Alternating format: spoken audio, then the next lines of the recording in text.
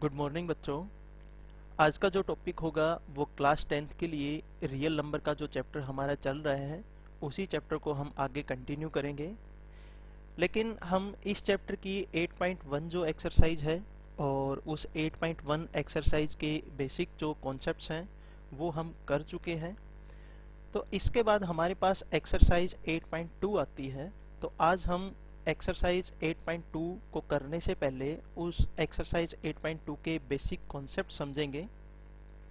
तो उन कॉन्सेप्ट्स में हमारे पास से सबसे पहले वो डेफिनेशन आएगी हमारे पास फंडामेंटल थ्योरम ऑफ अर्थमेटिक।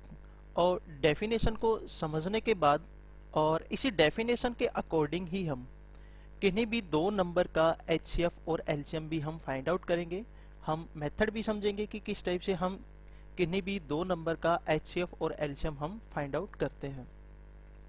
तो चलिए बच्चों, टाइम को खराब ना करते हुए हम अपने टॉपिक को स्टार्ट करते हैं।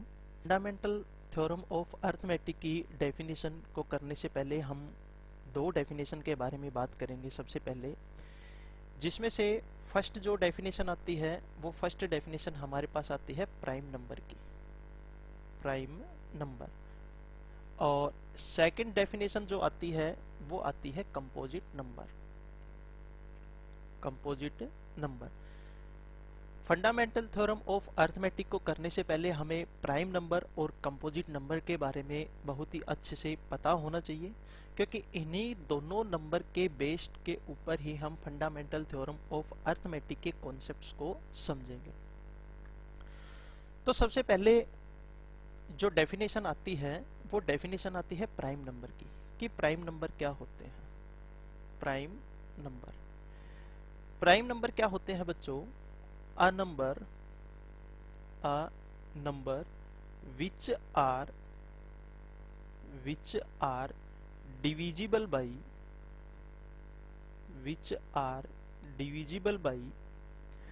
one and itself only, one and itself only. Those number are also called the, those number are also called the prime number. तो उन नंबर्स को बच्चों हम क्या कहेंगे? प्राइम नंबर कहेंगे। लाइक एज 2 एक प्राइम नंबर है, 3 भी एक प्राइम नंबर है, 5 भी एक प्राइम नंबर है, 7 भी एक प्राइम नंबर है, 11 भी एक प्राइम नंबर है और 13 भी एक प्राइम नंबर है। मेरा कहने का मतलब ये हुआ कि 2 जो नंबर है, इसी 2 नंबर के अगर हम फैक्टर करेंगे, अगर 2 जो नंबर है, 2 जो नंबर के हम फैक्टर करेंगे तो उनमें से एक फैक्टर तो इटसेल्फ होगा, यानी कि 2 स्वयं होगा, और इसके अलावा जो फैक्टर होगा वो ओनली ऑन क्या होगा? 1 होगा। यानी कि ये 2 जो नंबर है, ये 2 नंबर या तो इटसेल्फ से डिवाइड होगा या फिर वो किससे डिवाइड होगा? 1 से डिवाइड होगा। तो इस 2 के जो फैक्टर आएंगे वो फैक्टर क्या होंगे? एक तो स्वयं 2 होगा और इसके अलावा जो नंबर आएगा वो नंबर क्या होगा? 1 होगा। उसी टाइप से बच्चों 3 के जो फैक्टर होंगे वो होंगे 3 इंटू में 1, 5 का जो फैक्टर होगा वो होगा 5 इंटू में 1, 7 का जो फैक्टर होगा वो होगा 7 इंटू में 1, 11 का जो फैक्टर होगा वो होगा 11 इंटू में 1, और 13 के जो फैक्टर होंगे वो होंगे 13 इंटू में 1। यानी कि वो नंबर जो या तो इटसेल्फ से डिवाइड होते हो या फिर किससे डिवाइड होते हो? 1 से डिवाइड होते हो। और या फिर हम इसको इस टाइप से भी समझ सकते हैं कि वे नंबर जिन नंबर्स का हम फैक्टर करें उन के फैक्टर की जो मल्टीप्लिकेशन की जो फॉर्म आए, उस मल्टीप्लिकेशन की फॉर्म में एक तो वो नंबर स्वयं हो और इसके अलावा कोई नंबर है तो वो नंबर क्या मिलेगा? ओनली ऑन 1 ही मिलेगा। तो उन नंबर्स को हम क्या कहते हैं? प्राइम नंबर्स कहते हैं। और इन नंबर्स को छोड़कर जितने भी नंबर्स बचते हैं वो सारे के सारे नंबर क्या होते हैं? कंपोजिट नंबर होते हैं। तो अगर सेकंड केस में हम कंपोजिट नंबर की डेफिनेशन को अगर समझते हैं, कंपोजिट नंबर की डेफिनेशन को अगर हम समझते हैं तो इसकी डेफिनेशन क्या होगी बच्चों? होगी a number which are divisible by which are divisible by other than 1 and itself, then those number are also called the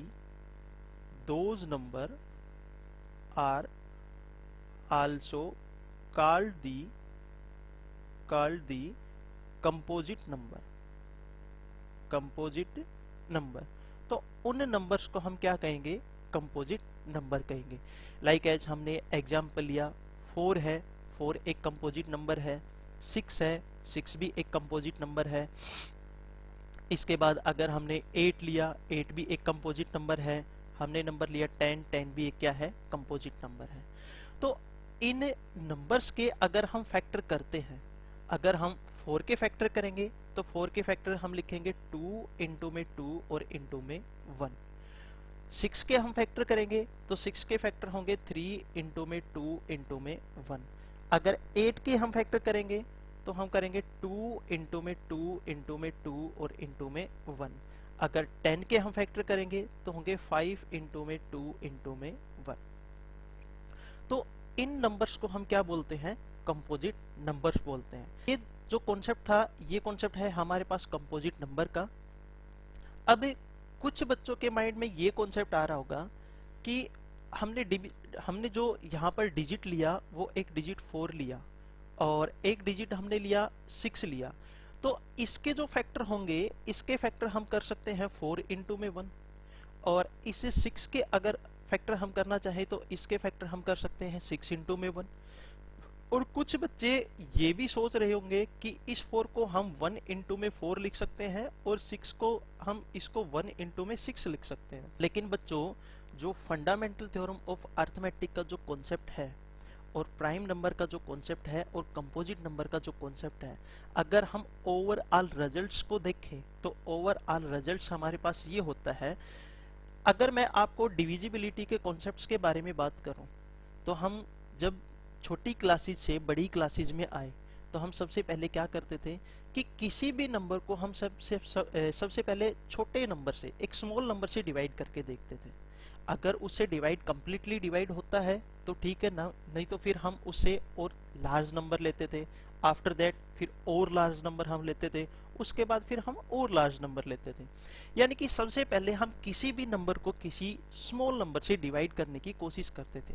अगर कंप्लीटली होता है तो, नहीं होता तो हमारे पास रिमाइंडर बच जाता है उस केस के अंदर। तो यहाँ पर मैंने 4 के जो फैक्टर किए वो हमने लिखा 4 इंटू में 1, लेकिन ये जो 4 है इस 4 के भी फैक्टर होंगे, वो क्या होंगे? 2 इंटू में 2। और यहाँ पर ये जो 6 है, इस 6 के फैक्टर होंगे 2 इंटू में 3। तो ये जो नंबर है, इन नंबर्स में जो हमारे पास कंपोजिट जो नंबर है 4 है, 6 है, तो इन नंबर्स को हमने स्मॉल से स्मॉल नंबर, यानी कि जो छोटे से छोटे नंबर की फैक्टर की मल्टीप्लिकेशन की फॉर्म में हमने इनको राइट करना है।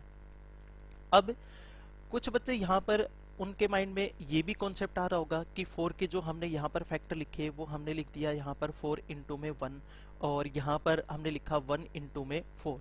देखो बच्चों, जो इनका जो सीक्वेंस है, यानी कि जो इनका कर्म है, वो कर्म आगे पीछे हो सकता है, इनका मतलब एक ही है। चाहे आप यहाँ पर जो हमने 6 के फैक्टर किए, मान लो 6 के हमने फैक्टर किए 3 इंटू में 2 इंटू में 1, और 6 के फैक्टर कोई दूसरा बच्चा है वो लिखता है 2 इंटू में 3 इंटू में 1।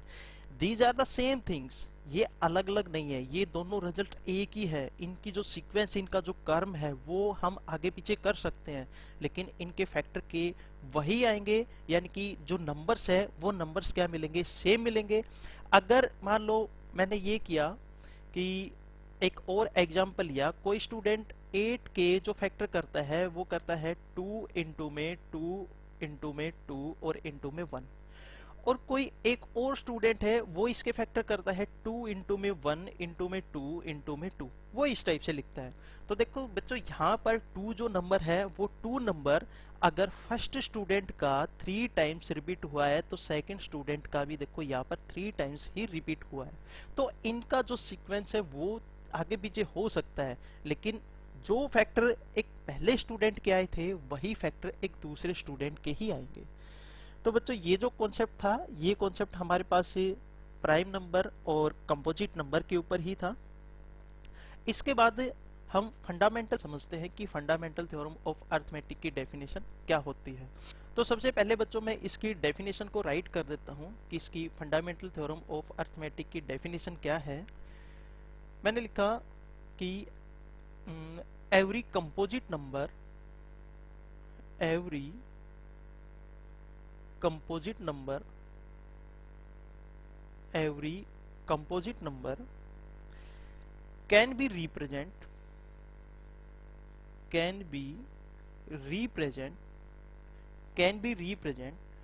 और फैक्टराइज, इसको रिप्रेजेंट कर सकते हैं, एक्सप्रेस कर सकते हैं और इसके फैक्टराइज भी कर सकते हैं। Factorize, represent and factorized as a product of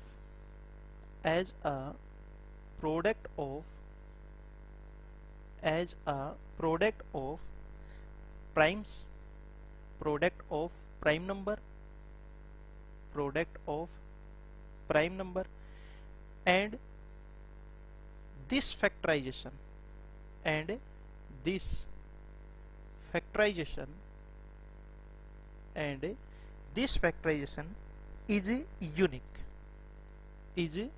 unique. और ये जो फैक्टराइजेशन होगी, ये फैक्टराइजेशन हमारे पास क्या होगी, यूनिक होगी। Apart from the order in which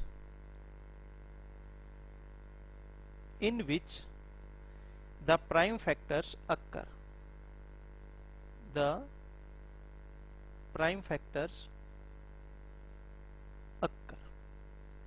तो बच्चों इसकी डेफिनेशन को समझते हैं कि इसकी डेफिनेशन क्या है।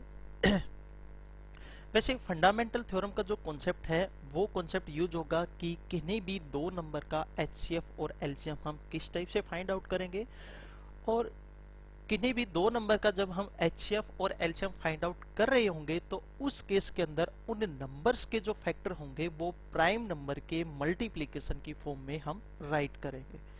तो बच्चों इसकी डेफिनेशन आती है कि जितने भी कंपोजिट नंबर हैं, चाहे वो कोई भी हो, हमने 2 ले लिया, 3 ले लिया, 4 ले लिया, 5 ले लिया, 6 अप टू शोन तक, जितने भी कंपोजिट नंबर हैं उन कंपोजिट नंबर के अगर हम फैक्टर करेंगे तो उन नंबर्स के जो फैक्टर होंगे तो उनके फैक्टर के मल्टीप्लिकेशन की जो फॉर्म लिखी जाएगी उस मल्टीप्लिकेशन की फॉर्म में हमारे पास क्या आएंगे, प्राइम नंबर्स आएंगे। और ये जो फैक्टर्स होंगे ये फैक्टर्स हमारे पास क्या होंगे, यूनिक होंगे, यानी कि इनके अलावा कोई और फैक्टर हमें मिलेंगे ही नहीं। अपार्ट फ्रॉम द ऑर्डर का मतलब क्या होता है कि मैंने बताया था इनका जो कर्म है नंबर लिखने का, यानी कि आपने 2 इंटू में 3 लिखा या 3 इंटू में 2 लिखा, इनको छोड़कर ये रिजल्ट जो है मेंशन नहीं है। ये मेंशन नहीं करता कि हम 3 इंटू में 2 ही लिखें या 2 इंटू में 3 ही लिखें किसी भी नंबर के फैक्टर को। तो apart from the number in which the prime factor occurs, और जो उस नंबर के फैक्टर आएंगे और उस नंबर के फैक्टर प्राइम नंबर की फॉर्म में अक्कर्स होंगे, यानी कि प्राइम नंबर की फैक्टराइजेशन की मल्टीप्लिकेशन की फॉर्म में वो नंबर लिखे जाएंगे। तो इसके बाद बच्चों क्या है, मान लो हमने एग्जांपल लिया, एक एग्जांपल हमने ले लिया 15। अगर मैं 15 के अगर हम फैक्टर करते हैं तो इसके फैक्टर हम लिखेंगे 5 इंटू में 3, लेकिन कुछ स्टूडेंट क्या लिखेंगे 15 के फैक्टर, वो लिखेंगे 3 इंटू में 5। देखो एक जो स्टूडेंट है, पहले वाला स्टूडेंट इस 15 के फैक्टर को इस फॉर्म में लिख रहा है, यानी कि 5 इंटू में 3 की फॉर्म में, और एक सेकंड जो स्टूडेंट है वो स्टूडेंट इस 15 के फैक्टर को इस फॉर्म में लिख रहा है, यानी कि 3 इंटू में 5 की फॉर्म में। तो यहाँ पर इन नंबर्स का जो क्रम है, जो सीक्वेंस है, फैक्टर की जो सीक्वेंस है, वो हमारे पास चेंज हो सकती है। हम 5 इंटू में 3 लिखे या 3 इंटू में 5 लिखे, ये कंडीशन कंपलसरी नहीं है। लेकिन यहाँ पर एक जो रिजल्ट है, वो रिजल्ट हमारे पास यह है कि अगर उस कंपोजिट नंबर के फैक्टर होंगे तो वो फैक्टर हमारे पास क्या मिलेंगे, यूनिक मिलेंगे, उसके अलावा कुछ और होगा ही नहीं। वो किस टाइप से, जैसे हमने यहाँ पर 15 के फैक्टर किए, 15 के जब हमने फैक्टर किए तो प्राइम मल्टीप्लीकेशन की जो फॉर्म आई, वो फॉर्म आई 5 इंटू में 3, यानी कि एक तो नंबर 5 है और दूसरा नंबर क्या है, 3 है। उसी टाइप से जब हमने इनकी सीक्वेंस को चेंज किया, इनके क्रम को चेंज किया, तो हमारे पास ये जो नंबर लिखे गए, वो नंबर लिखे गए 3 इंटू में 5। यहाँ पर भी जो 15 के फैक्टर है, उसमें 5 वन टाइम है और 3 भी क्या है, वन टाइम है। और यहाँ पर जो 15 के फैक्टर है, उसके अंदर 3 भी क्या है, वन टाइम है, और 5 भी क्या है, वन टाइम है। यानी कि इन नंबर्स के जो फैक्टर होंगे, वो फैक्टर यूनिक मिलेंगे, इनके अलावा हमारे पास कुछ होंगे ही नहीं। ये नहीं है कि एक स्टूडेंट तो 15 के फैक्टर लिख रहा है 5 इंटू में 3, और सेकंड जो स्टूडेंट है वो 15 के फैक्टर को लिख रहा है 5 इंटू में 2 इंटू में 1। ये गलत है, ये 15 के फैक्टर वैसे होंगे ही नहीं। और अगर वो स्टूडेंट ये लिखता है 5 इंटू में 3 इंटू में 2, तो हमारे पास ये नंबर कुछ और ही बनेगा, 15 नहीं आएगा, 15 के अलावा कुछ और ही नंबर होगा। तो यहाँ पर मेरे को आपको समझाने का मतलब ये हुआ कि कोई भी जो कंपोजिट नंबर होगा, उस कंपोजिट नंबर के अगर हम फैक्टर करेंगे, तो वो जो फैक्टर आएंगे, वो फैक्टर प्राइम नंबर की प्रोडक्ट की फॉर्म में लिखे जाएंगे। और जो वो उस नंबर के जो फैक्टर होंगे, वो फैक्टर हमारे पास क्या होंगे, यूनिक होंगे। और वहां पर उनका ऑर्डर जो है, वो ऑर्डर वहां पर कोई अपनी कंडीशन को अप्लाई नहीं करेगा, वहां पर ऑर्डर उनका आप चेंज कर सकते हो। जैसे हमने यहाँ पर 15 का किया, 5 इंटू में 3 लिखा, और यहाँ पर सेकेंड केस के अंदर हमने 15 किया, उसको हमने प्राइम फैक्टर लिखे 3 इंटू में 5। इसके बाद बच्चों, इसके बाद जो बेसिक कॉन्सेप्ट आता है, वो बेसिक कॉन्सेप्ट आता है कि how to find the HCF and LCM of the two numbers by using the method of a prime factorization method. ठीक है, यानी कि अब हमारे पास जो कॉन्सेप्ट आता है कि हमें कोई भी दो नंबर मिलेंगे, उन दोनों नंबर का हमने एचसीएफ और एलसीएम फाइंड आउट करना है। एचसीएफ और एलसीएम हम फाइंड आउट करेंगे, और एचसीएफ और एलसीएम जो हम फाइंड आउट करेंगे, वो प्राइम फैक्टर की मल्टीप्लिकेशन जो मेथड है, उस मेथड से हमने इनको फाइंड आउट करना है। तो बच्चों मैं एग्जाम्पल लेता हूं, एग्जाम्पल से हमें बड़े अच्छे से समझ में आएगा। मैंने एग्जाम्पल लिया कि हमने find the HCF and LCM of 15 and 24।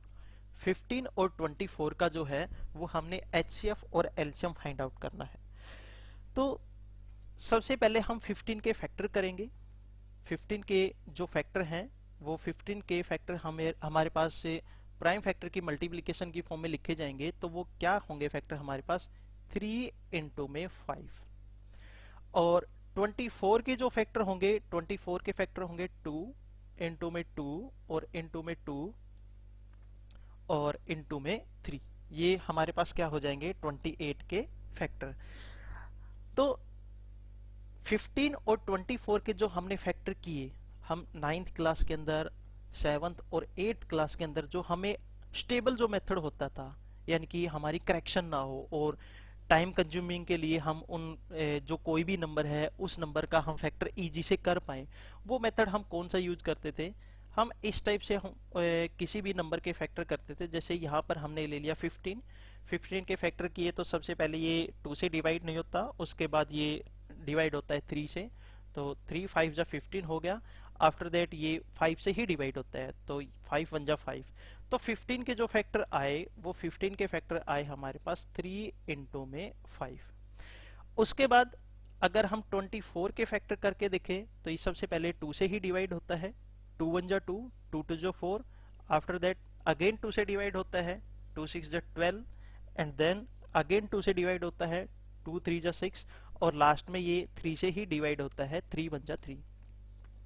अब यहाँ पर 24 के जो फैक्टर लिखे, 24 के फैक्टर आए मेरे पास 2 इंटू में 2 इंटू में 2 और इंटू में 3। अब हमने यहाँ पर इन दोनों नंबर्स का HCF और LCM फाइंड आउट करना है। तो सबसे पहले हम फाइंड आउट करेंगे HCF कि इन दोनों नंबर का हम HCF जो है वो किस टाइप से फाइंड आउट करते हैं। The HCF of 15 and 24।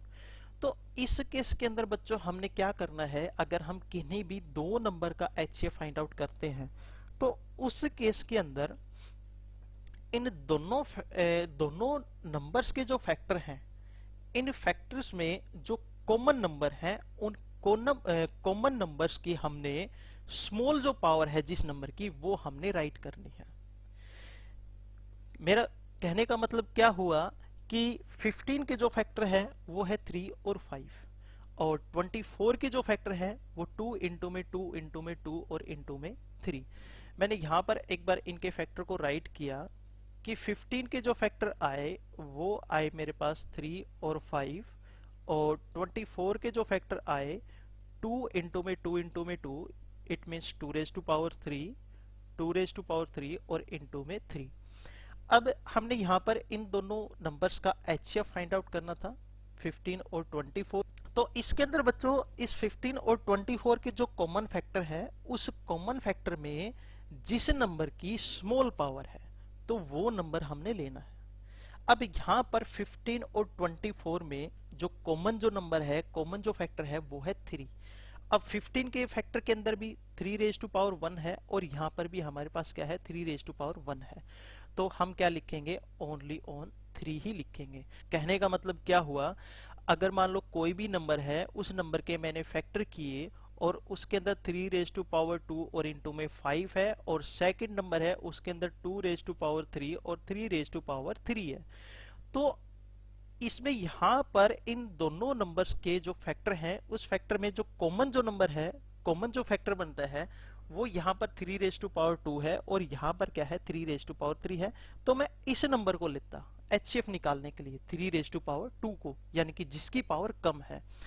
लेकिन यहाँ पर दोनों की पावर सेम है तो हमने जो सेम पावर है 3 रेज टू पावर 1 है तो वो 3 रेज टू पावर 1 ही लिख दिया वन टाइम, यानी कि हमने स्मॉल पावर वाला जो फैक्टर है वो लिया है। तो इस टाइप से बच्चों हम फाइंड आउट करेंगे HCF of the two numbers. इसके बाद हमने फाइंड आउट करना है LCM कि LCM हम किस टाइप से फाइंड आउट करते हैं किन्हीं भी दो नंबर का। तो इसके अंदर क्या होता है बच्चों, किसी भी टू कंपोजिट नंबर का जब हम LCM फाइंड आउट करते हैं तो उस केस के अंदर हमने जो कॉमन फैक्टर हैं उस कॉमन फैक्टर की हाईएस्ट पावर और उन कॉमन फैक्टर को छोड़कर जितने भी फैक्टर बचते हैं वो सारे के सारे फैक्टर भी हमने लिखने हैं। जैसे यहाँ पर 15 और 24 के जो कॉमन फैक्टर बनता था वो हमारे पास 3 रेज टू पावर 1 और 3 रेज टू पावर 1 ही बनता था, तो हमने यहाँ पर 3 रेज टू पावर 1 लिख दिया। इसके बाद इनको छोड़कर जो नंबर बनते हैं, यानी कि जो 3 raise to power 3 raise to power 1 है, इस कॉमन फैक्टर में हमने हाईएस्ट पावर ली है। अगर ये जो दो नंबर है इन दोनों नंबर में अगर मैं LCM फाइंड आउट करना चाहूंगा तो कॉमन फैक्टर है 3 रेज टू पावर 2 और 3 रेज टू पावर 3, तो यहाँ पर मैं कौन सा नंबर लेता 3 रेज टू पावर 3। और इसके बाद जितने भी फैक्टर बचते हैं, लाइक एज हमारे पास 5 बचता है और 2 रेज टू पावर 3 बचता है, तो इनको भी मैं इस 3 रेज टू पावर 3 के साथ मल्टीप्लिकेशन की फॉर्म में राइट करूंगा। तो यहाँ पर हम 15 और 24 का LCM निकाल रहे हैं, तो कॉमन फैक्टर है उसमें highest power 3 raise to power 1 ही है, तो मैंने 3 raise to power 1 as it is लिख दिया। इसके बाद जो फैक्टर बचते हैं वो बचते हैं 2 रेज टू पावर 3 और इनटू में कितना बचता है बच्चों हमारे पास से 5। अब 3 raise to power 1 as it is, 2 raise to power 3 को हम लिख सकते हैं 2 इंटू में 2 इंटू में 2 और इंटू में कितना है 5, ये आएगा हमारे पास 8 और 8 इंटू में 5 और इंटू में 3 40, और 40 की 3 से मल्टीप्लाई करवाएंगे तो बच्चों हमारे पास कितना आ गया 120। यानी कि हमने इन दोनों नंबर्स का जो LCM निकाला 15 और 24 का वो एलसीएम हमारे पास कितना आया बच्चों, 120 आया। तो इस टाइप से हम किन्हीं भी दो कंपोजिट नंबर का एचसीएफ और एलसीएम हम फाइंड करेंगे। लेकिन बच्चों यहाँ पर एक और कॉन्सेप्ट लगता है एचसीएफ फाइंड आउट करने के लिए। वो कॉन्सेप्ट क्या है, जैसा कि हम छोटी क्लासेज में यूज करते थे। छोटी क्लासेज के अंदर जो किसी भी कोई भी दो नंबर हैं, अगर हम उन दोनों नंबर्स का एलसीएम हम फाइंड आउट करते थे तो वो हमारे पास किस टाइप से आता था। अब बच्चों हम जब छोटी क्लासेज में थे वहाँ पर हम एलसीएम किस टाइप से फाइंड आउट करते थे कि 15 और 24 का हमने एलसीएम फाइंड आउट करना है। तो सबसे पहले ये नंबर 3 से डिवाइड होता है, 3 5 जा 15 और 3 8 जा 24। इसके बाद ये 2 से डिवाइड होता है, 5 2 4 जा 8, अगेन 2 से डिवाइड होता है 5 और 2 2 जा 4, अगेन 2 से डिवाइड होता है 5 और 2 1 जा 2। इसके बाद किससे डिवाइड होता है 5 1 और 1। यानी कि इन दोनों में से अगर कोई एक नंबर किसी नंबर से डिवाइड होता है तो उसको हम डिवाइड करके राइट कर देते हैं, और जो रिमेनिंग में जो नंबर बचता है अगर वो डिवाइड नहीं होता तो उसको हम एज इट इज लिख देते हैं। इसके बाद हमने इन नंबर्स का मल्टीप्लाई करवाते हैं। मल्टीप्लाई यानी कि 3 इंटू में 2 इंटू में 2 इंटू में 2 और इंटू में 5। जब हम इन सभी नंबर्स का मल्टीप्लाई करवाएंगे तो हमारे पास कितना आएगा, 120 आएगा। तो हम एलसीएम इस टाइप से भी फाइंड आउट करते हैं और हम इस टाइप से भी फाइंड आउट कर सकते हैं। अब बच्चों हमारे पास एक बेसिक रिजल्ट बनता है। वो बेसिक रिजल्ट क्या है कि कोई भी दो नंबर है, कोई भी हमने दो नंबर लिए और उन दोनों नंबर्स का हमने एचसीएफ और एलसीएम फाइंड आउट किया। अगर इन दोनों नंबर का एचसीएफ और एलसीएम फाइंड आउट करवाने के बाद अगर इन दोनों नंबर्स की यानी कि एचसीएफ की और एलसीएम की अगर हम मल्टीप्लाई करवाते हैं तो वो मल्टीप्लिकेशन इन दोनों नंबर के मल्टीप्लिकेशन के इक्वल आती है। किस टाइप से, जैसे प्रीवियसली हमने एग्जाम्पल किया था अभी अभी कि 15 और 24 का जो हमने एचसीएफ निकाला था बच्चों, वो एचसीएफ आया था 3, और 15 और 24 का जो हमने एलसीएम निकाला था वो एलसीएम हमारे पास आया था 120। तो यहाँ पर जो रिजल्ट बनता है वो रिजल्ट ये बनता है बच्चों, एलसीएम इनटू में HCF is equal to product of the number, कि जो गिवन नंबर है उन दोनों के दोनों गिवन नंबर के प्रोडक्ट के इक्वल आती है। अब 15 और 24 का हम एग्जाम्पल ले रहे थे, तो इस केस के अंदर एलसीएम तो हमारे पास आया था 3 और एलसीएम जो था वो एलसीएम आया था 120 और एचसीएफ आया था 3।